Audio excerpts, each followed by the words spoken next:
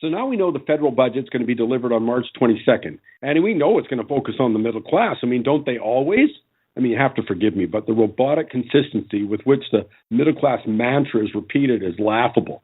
I mean, it's the go-to line for virtually every program and pronouncement. The fall financial update was called the update on plans for middle class progress. My favorite example is when the Prime Minister was caught in a pay-for-access private reception with Chinese billionaires. He said he was talking about Canada's middle class. Yeah, sure. I know it's a safe bet, though, in this budget, the poor and the vulnerable are going to be standing in line, again, behind the middle class. We also know that the deficit's going to be in the $28 billion range. At least that was the forecast in the November fiscal update. We also know that there's no viable plan to balance the budget. You know, in a wonderful piece of gamemanship, the government released the Finance Department's long-term forecast on December 23rd that predicted deficits into the year 2050.